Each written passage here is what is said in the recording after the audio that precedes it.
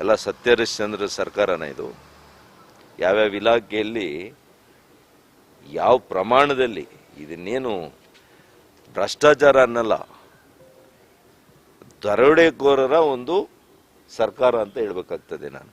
ಈ ಸರ್ಕಾರ ದರೋಡೆಕೋರರ ಸರ್ಕಾರ. ಆ ಇಲಾಖೆಯಲ್ಲಿ ಪರ್ಸೆಂಟೇಜ್ ಅಲ್ಲ, ಪಾರ್ಟ್ನರ್ಶಿಪ್ ಬಗ್ಗೆ ಮಾತಾಡ್ಕೊಳ್ತಾ ಇರೋದು ಈ ಸರ್ಕಾರ. ಹೊಸ ಒಂದು ನಿಯಮ ಇದು. ಹಿಂದಿನ ಸರ್ಕಾರಗಳು ಎಲ್ಲಾದರೂ ಅಷ್ಟೋ ಇಷ್ಟೋ ಪರ್ಸೆಂಟೇಜ್ ಭ್ರಷ್ಟಾಚಾರ ಇದ್ರೆ ಇಲ್ಲಿ ಹಂಗಲ್ಲಂತೆ, ಅವರೇ ಪಾರ್ಟ್ನರ್ಶಿಪ್ಗಳು ಮಾತಾಡ್ಕೊಳ್ತಾ ಇದ್ದಾರೆ. ಸರ್, ದರೋಡೆಕೋರರ ಸರ್ಕಾರ ಅಂತ ದರೋಡೆ ಮಾಡ್ತಿರೋರು ಒಂದಿಬ್ಬರು ಹೆಸರು ಹೇಳ್ಬೋದಾ ಸರ್? ಹೇಳೋಣ, ಸಮಯ ಬರ್ತದೆ. 7,300ಕ್ಕೂ ಹೆಚ್ಚು ಕೋಟಿ ಅಕ್ರಮ ಆಗಿದೆ ಕೋವಿಡ್ ಹಗರಣ ಕಾಲದಲ್ಲಿ. ದಯವಿಟ್ಟು ವರದಿ ಓದಿದ್ರೆ ನೀವು ಹೇಳೋ ಅಂಶಗಳನ್ನು ನನಗೆ ತೋರಿಸ್ಬೇಕು ದಯವಿಟ್ಟು. ಯಾಕೆಂದ್ರೆ ನಾನು ಓದಿಲ್ಲ, ನೀವು ಕೇಳೋ ಪ್ರಶ್ನೆಗೆ ನಾನು ಉತ್ತರ ಆ ರೀತಿಯಲ್ಲಿ ಕೊಡಕ್ಕೆ ಹೋಗಲ್ಲ. ಎಲ್ಲಾದರೂ ಭ್ರಷ್ಟಾಚಾರ ಅಲ್ರಿ, ಖರೀದಿ ಮಾಡಿರೋದೇ 7,000 ಅಂದರೆ 7,000 ಕೋಟಿ ಭ್ರಷ್ಟಾಚಾರ ಆಗುತ್ತಾ? Where is that evidence? Where is the document?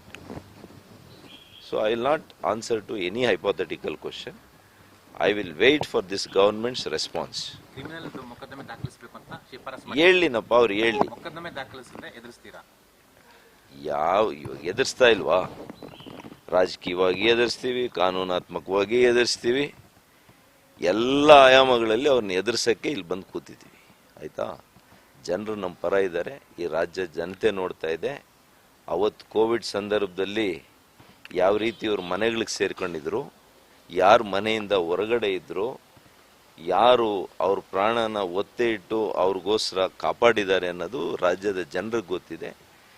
ನೀವು ಇಡೀ ಸುಪ್ರೀಂ ಕೋರ್ಟ್ ಹೇಳಿದೆ, ಇದೊಂದು ಡಿಸಾಸ್ಟರ್ ಮ್ಯಾನೇಜ್ಮೆಂಟ್ ಆ್ಯಕ್ಟ್ ಅಡಿಯಲ್ಲಿ ಮಾಡಬೇಕಾಗಿದೆ.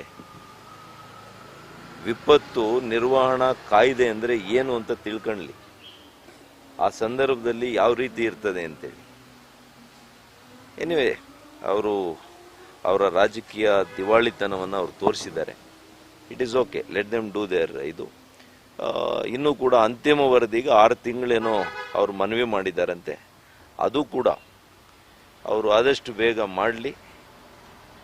ವಸ್ತುನಿಷ್ಠೆಯಿಂದ ಕೂಡಿರ್ತಕ್ಕಂಥ, ಸತ್ಯಾಂಶ ಕೂಡಿರ್ತಕ್ಕಂಥ ವರದಿಯನ್ನು ಜಸ್ಟಿಸ್ ಕುನ್ನಾ ಅವರು ಕೊಡ್ತಾರೆ ಅಂತ ನನಗೆ ಇನ್ನೂ ಕೂಡ ವಿಶ್ವಾಸ ಇದೆ.